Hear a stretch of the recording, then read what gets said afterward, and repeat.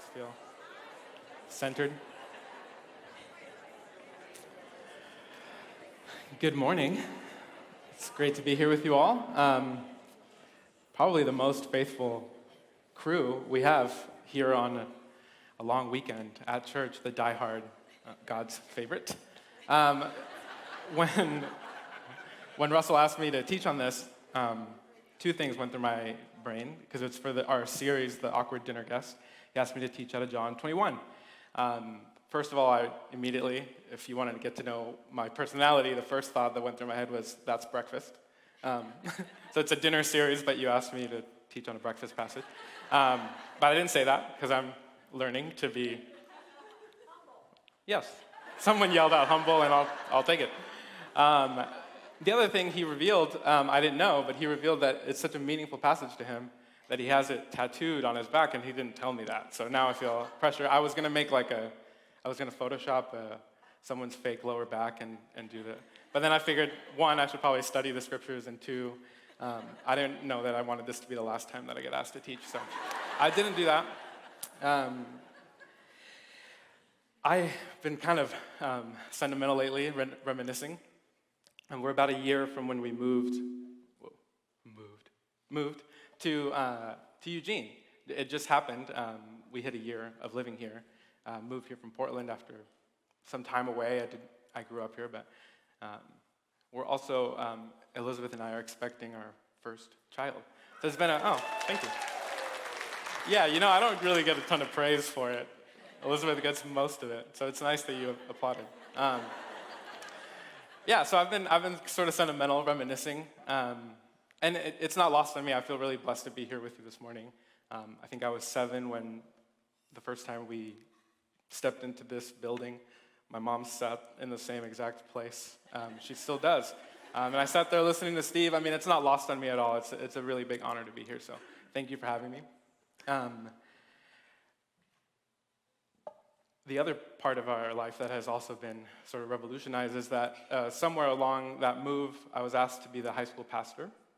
And that's been a huge blessing. I had no idea that was coming, that was in store for me. I've been doing that, in conjunction with my other job. But it's been a huge blessing. I think one of my favorite parts, I was trying to pick, there's a lot of them, but I get to have really fun conversations with young people, whether they're students or the group of volunteer leaders, sort of early 20s to mid-20s, and just that time of life.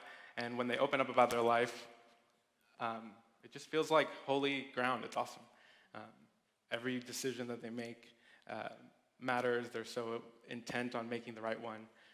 But I've been finding myself saying this thing a lot, and it's not because I have like a catchphrase, but I've been saying it a lot. And I've been feeling like I need to remind people in these conversations that they would never be as harsh with somebody else as they are with themselves. So I'm talking to all these people who are incredible, and they're being very critical of themselves, and I just feel like I have to hit pause and say, like, you know that you would never talk to somebody the way that you're talking to yourself right now. You would never be as critical. If someone was grieving, you would never rush that process along. You would grieve with them. I mean, you're this kind of people for a lot of people, and yet it's hard to do for yourself. And it reminded me as we're wrapping up the series that this series feels kind of like that to me. If you think about where we started in this series, I think we love that Jesus will sit with anybody. He'll have a meal with anybody. He will, even the people that you thought weren't worth his time, I think we look at that and we go, wow, that's beautiful. His grace is contagious, not sin, like we thought before. We marvel at that, I think. I'm trying to remember them. We love that he looks at a crowd of people and they don't have a shepherd. They look harassed and he's moved with compassion. The language is a little stronger than that. It's like his guts just churn for people who don't have good leadership. And he feeds their bodies and he heals their souls, and we marvel at that and we love that. We even love that he'll sit with people who are religious and also hypocrites. Even when that hits a little close to home sometimes, I think we still even like that. We kind of marvel at how incredible he is for sharing a meal with those people and sort of lovingly correcting them. And of course we love, last week we looked at the Lord's Supper,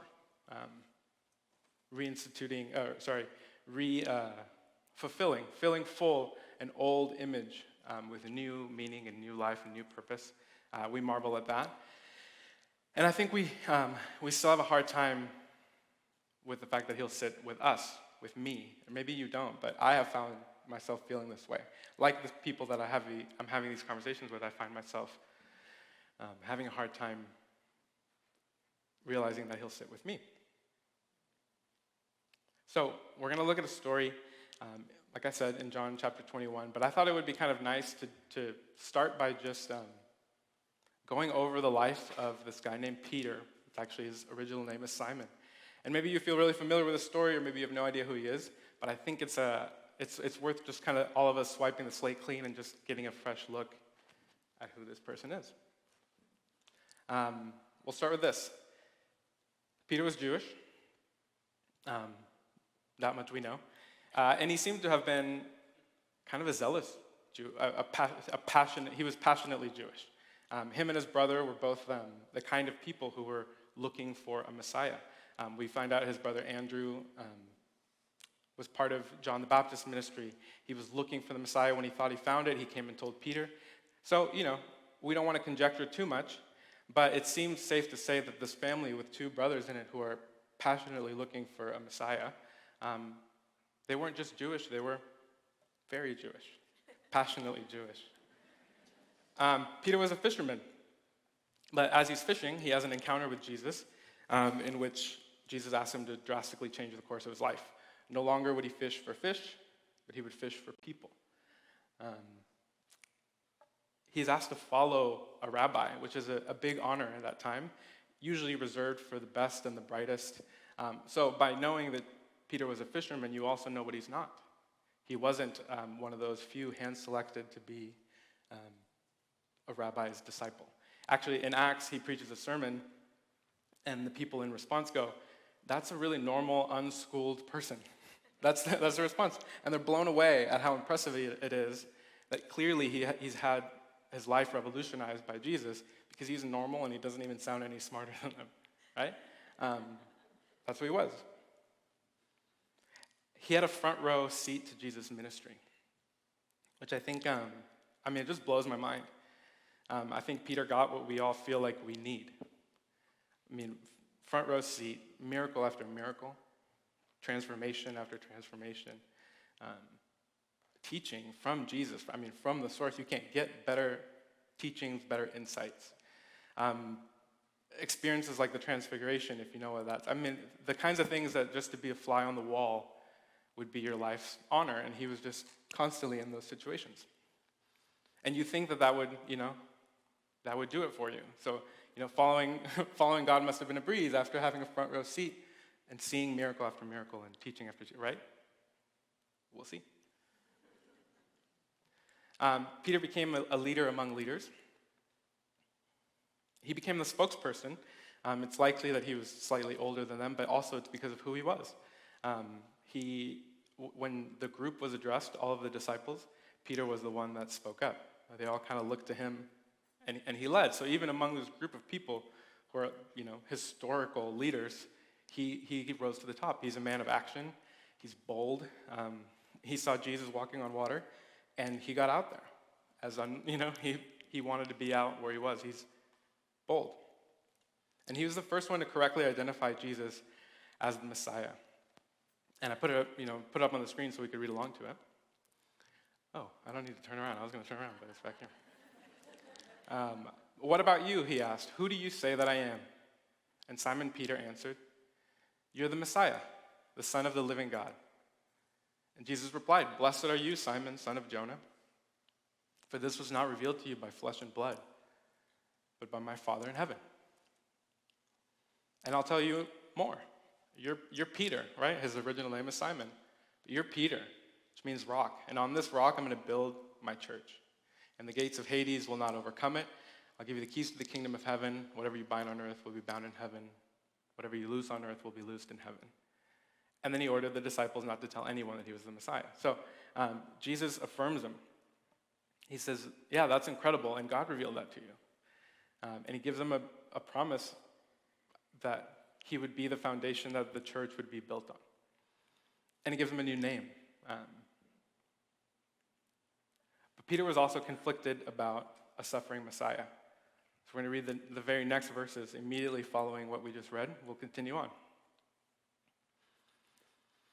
From that time on, Jesus began to explain to his disciples that he must go to Jerusalem and suffer many things at the hands of the elders, the chief priests, and the teachers of the law, and that he must be killed and on the third day raised to life. And Peter took him aside and began to rebuke him, and he said, "Never, Lord, this will never happen to you." Jesus turned and he said to Peter, "Get behind me, Satan. You're a stumbling block to me. You do not have in mind the concerns of God, but merely human concerns." Then Jesus said to his disciples, "Whoever wants to be my disciple must deny themselves and take up their cross and follow me. For whoever wants to save their life will lose it, but whoever loses their life for me will find it." He loves Jesus, and his theology is pretty sound. He is the Messiah. And yet, he's not really interested in following a Messiah that loses. He has his own ideas about what a Messiah should do, and he's conflicted. There's a bit of tug of war going on there. Peter was also he was sure about who he was. He was self-assured. He had confidence. At one point, as he's nearing the end of his ministry, Jesus says, they're going to strike the shepherd, Jesus, and the sheep are going to scatter, the disciples. You guys are all going to abandon me. He's letting them know, hey, you're going to do this, but we still have a future. And Peter says, even if all of these guys abandon you, I won't. I'm not like that. I'm not like them. Even if I have to die with you, that's what I'm going to do. I mean, he was so sure about who he was. Jesus replied by letting him know that night he would deny even knowing Jesus 3 times before the rooster crowed. A pretty famous exchange. Ultimately, Peter was wrong about who he was. Kind of a funny, so self-assured, but he was wrong. It's interesting, he was willing to fight for Jesus. When Jesus is arrested, he pulls out a sword and he goes at somebody. In a way, he was willing to die with Jesus, but on his terms. So when Jesus tells him to put away his sword, that he's not going to be a kingdom of violence, all of a sudden the calculus changes for Peter. And he's not willing to die needlessly with Jesus. When just a moment ago, he was willing to die for the Jesus that he wanted Jesus to be. We're told that John and Peter follow along at a distance as Jesus is arrested and taken to the authorities' houses where they're going to decide his fate. And he's outside warming himself around, it's a really interesting detail, around a charcoal fire, around a fire made up of coals. So he's out as they're deciding Jesus' future, and then as they flog him before he's crucified. He's warming himself around a charcoal fire. And they say, "Hey, aren't you the guy that was with Jesus?" And he says, "No." And they're somebody else. Are you sure? I'm pretty sure that you're with them. And then eventually, I think his accent gave him away. He's from a different part of the country. And he swears, "No, I don't know that guy at all." And it's chilling, but one of the accounts that we have of this story tells us that him and Jesus locked eyes right in that moment, and the rooster crowed. And I can't really imagine how that would feel or what that would be like. But he did, in fact, deny him around a charcoal fire. He hears about the crucifixion while he's in hiding, I'm sure. He gets the details. He didn't go with Jesus to the cross. He hears about it while they're hiding, and it makes sense that they're hiding because they're killing Jesus. I mean, who knows what they would do to his disciples? They're all there in the room. They all scattered. They abandoned him, just like Jesus said they would. And they spent together what had to be the worst Saturday of all time, because these people that talk to us about everything that happened don't say one single word about the Saturday that they spent in between the crucifixion and the resurrection. Not a word. I mean, they must have just been in the pits.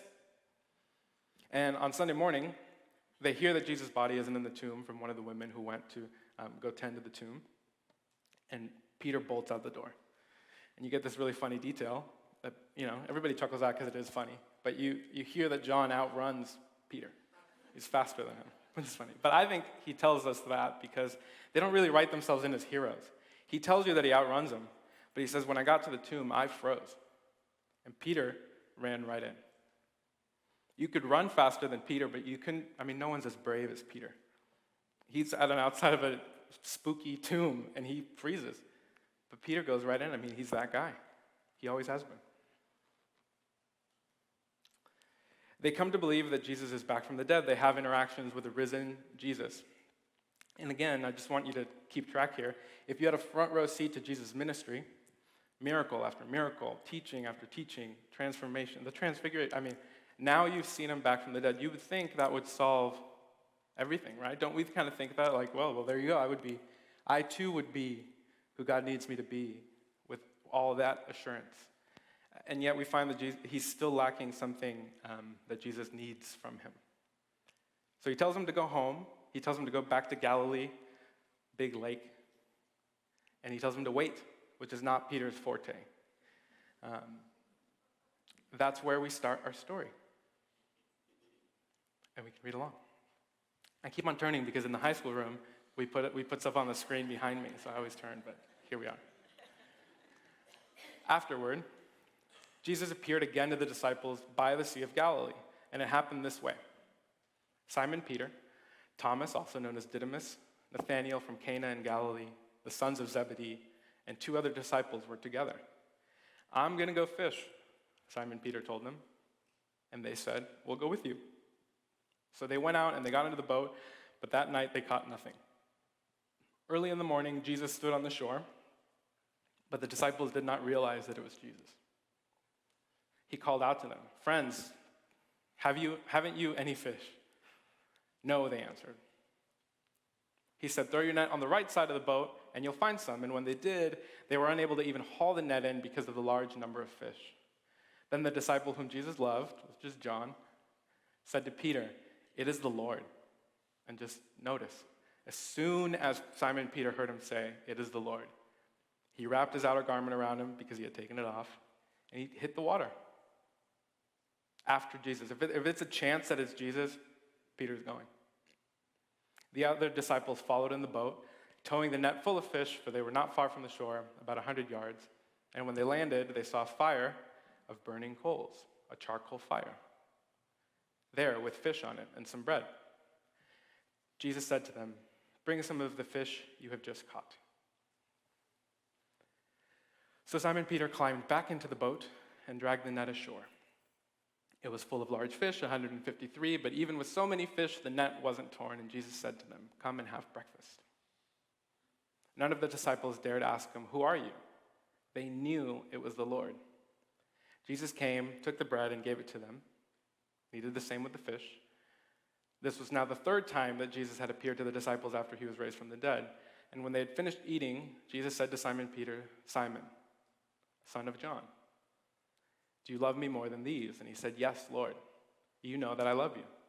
And Jesus replied by telling him to feed my lambs. Again, Jesus said, Simon, son of John, do you love me? And he answered, yes, Lord, you know that I love you. Jesus said, take care of my sheep. The 3rd time he said to him, Simon, son of John, do you love me? Peter was hurt, wounded, grieved, because Jesus asked him the 3rd time, do you love me? And he said, Lord, you know all things. You know that I love you. Jesus said, feed my sheep. Very truly I tell you, when you were younger, you dressed yourself and you went where you wanted. But when you're old, you're going to stretch out your hands and someone else is going to dress you and lead you where you don't want to go. Jesus said this to indicate the kind of death by which Peter would glorify God. And then he said to him, follow me. And Peter turned and he saw the disciple who Jesus loved was following them. This is John. He's the same one that leaned back against Jesus at the Lord at the supper. Long description, it's John. And he said, Lord, who's going to... Anyway, when Peter saw him, he asked, Lord, what about him? Jesus answered, if I want him to remain until I return, what is that to you? You must follow me. It's really easy to judge Peter, and he gets a lot of jokes. They actually kind of bug me a little bit, if I'm going to be honest. A lot of people are like, oh, Peter, super stupid. And I'm like, well, I don't know. Anyway, people joke a lot at Peter's expense. We're going to just observe a couple of things from that story. We'll throw the first one up. This one's easy. It's none of your business. It's easy to judge Peter. but I've never been told by someone how I was going to die, especially by someone who has a real knack for calling things correctly. So he, impulsively, he's like, does he have to walk the same road that I'm about to walk on? And yeah, I'm not any different than that. You know, Jesus finds really the most polite and loving way to say, it's none of your business. I'm not really different. You know, why does so-and-so get to do whatever they want, and I don't seem to get to do whatever I want? So-and-so doesn't struggle with this sin. I mean, so-and-so doesn't struggle with anything, apparently. It doesn't look like it. They walk around in blissful, and here I am, a million struggles. You don't know what kind of family they have. Why do they get to be so talented? Why can't I sing like Alex? Some people, seems like they get to follow Jesus and they still just get to do whatever they want, and they get to be super rich, and they are also really nice, and you can't even be mad at them for it. And yet here you are. You know, why does Aaron get to have a really nice full beard, and I grow just enough dark hair that I have to shave all the time, but not enough that I look cool with it? I wonder if it would be appropriate for us to also kindly hear that it's none of our business. That sometimes we can get distracted from the following Jesus part by looking around and wondering why it seems like people get to walk a different road than we get to walk. Okay, that was easy. That was the easy one. Second one is picking a scab. I am sorry about the disgusting imagery. But a question comes to my mind as I read this story, which is like, you know, why does Jesus have to wound Peter? You would think that Peter needed to heal. Why reopen the wound?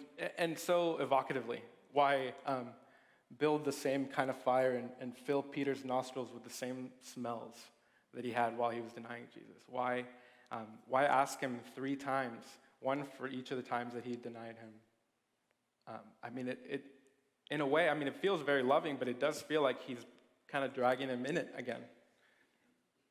Isn't grace overlooking people's wrongs? I told you guys that we're pregnant. I've been, you know, I'm having a very different experience than Elizabeth, understandably. I haven't the same sensations. No one thinks my belly is cute, no matter how much it grows.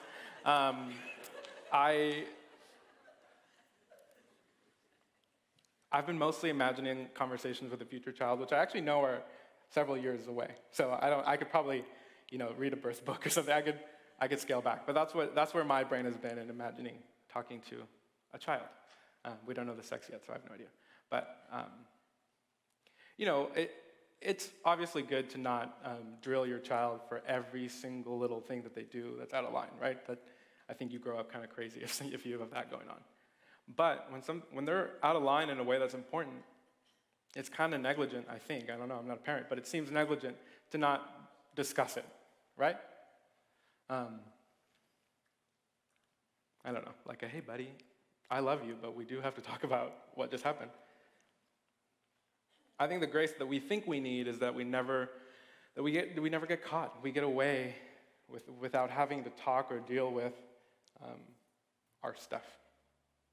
And I don't know if that's really grace. You know, I'm sort of convinced that God's grace is a loving correction where he doesn't disinherit you. And actually, you know, to furthermore, I think, you know, if God gives up on you, if he lets you do whatever you want, if you're free to sin or not, however much you want, if he stops intervening in your life, that sounds more like hell than not, right? So God's grace, I don't think, means just, I don't know, I could be wrong. Maybe Jesus is setting a bone, not just picking a scab. I think in a room like this, a lot of us are in a tug of war with Jesus over who gets to rule our lives. I am. And maybe like Peter, you know, maybe you love Jesus, maybe you call him Messiah, maybe you believe he's back from the dead. But we would like to be the ones that define what kind of Messiah he gets to be. Messiah on our terms. When the chips are down, we have ideas about what kind of Jesus should be. And I've just been wondering, and going through the story has actually been really emotional for me. I've wondered what it would take for me to let go of my end of that tug-of-war rope. I don't know if we find Peter and the disciples here, if it's really rock bottom. That might have been that Saturday that we were talking about. And I don't really know if crisis or a moment of despair, or if rock bottom is like necessary to kind of make you let go of your end of the rope. But it's certainly an opportunity. So maybe you're here at rock bottom, and you've actually exhausted all the places that you could turn to. You've actually burnt those bridges. Or like Peter, life has actually forced you to look in the mirror and find out that you're not even who you thought you were, you're worse. Maybe you're here and you're more like Peter in the middle of the story. Like maybe you would look around a room like this and think like, even if these guys fell away, not me. I would invite you to reconsider that position long before rock bottom, long before you have to actually face that might not be true. But maybe it is, maybe you are. Perfect.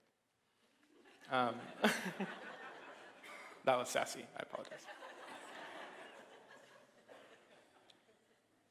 I feel like maybe most of us are more like me. Not at rock bottom. Honestly, quite blessed. But I think I've also seen enough of myself to not be under any illusions.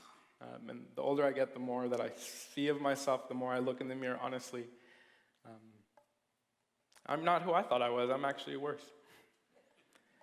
I've let down my peers, much like Peter, the people that I love. I've let down people that look to me for leadership. I'm sure I've disappointed my own family. I've let down God, and maybe you agree with it, I've been a supreme disappointment to myself. I have felt like, I think the way that it came to my mind is I've gotten to the place, even when I look at myself really honestly, sometimes I have to wonder if God sort of miscast the part of me. What would it take for me to let go of my end of the rope? I think this is where Peter lets go of his end of the rope. He actually became the Peter that Jesus needed him to be. And actually, he was still a work in progress. And I love the Bible because it includes the stories where he still gets it wrong, and he gets it right and he's corrected, and then he gets the same exact thing wrong again and is corrected. But he does it with more humility. And he does actually meet, he goes all the way to the end. He actually dies the kind of death that Jesus told him would glorify God. Not on his own terms, not with his sword out, but, seemingly needlessly, because he couldn't have imagined St. Peter's Basilica or, at the time that he died. And at the end of his life, he's, probably dictating a letter, but it's a letter to churches that are struggling, that are suffering. And he gives their leadership advice. And you might find it curious what he says. Do you want to know what he says? He's giving them advice. He says, take care of the flock that's in your care. The same language. Those words of Jesus have been just reverberating in his life and his mind, shaping his life. And he does. He actually becomes the Peter that Jesus needs him to be.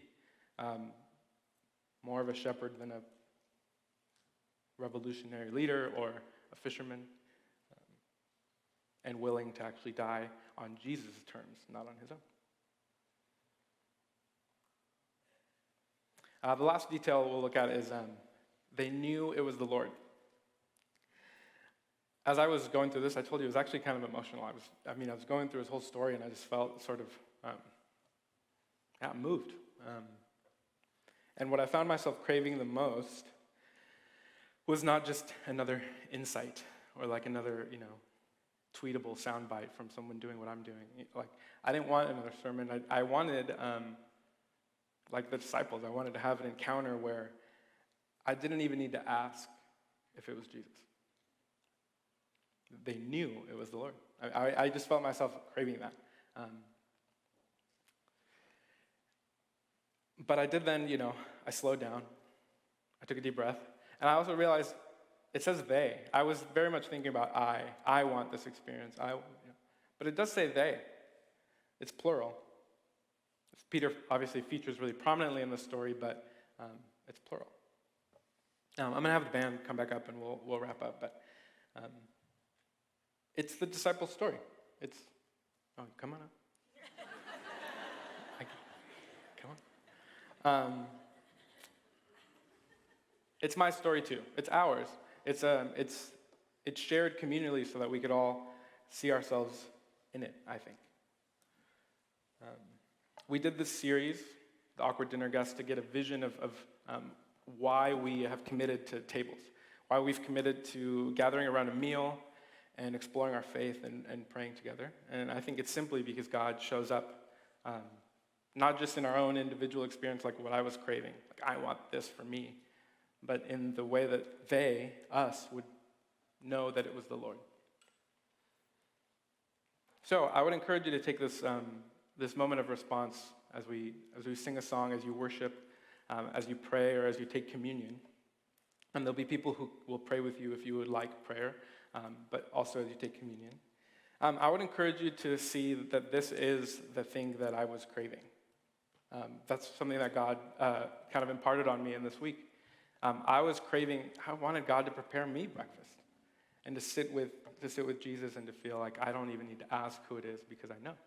But that's what we believe communion is. God has prepared you a meal where he'll commune with you. He'll meet with you.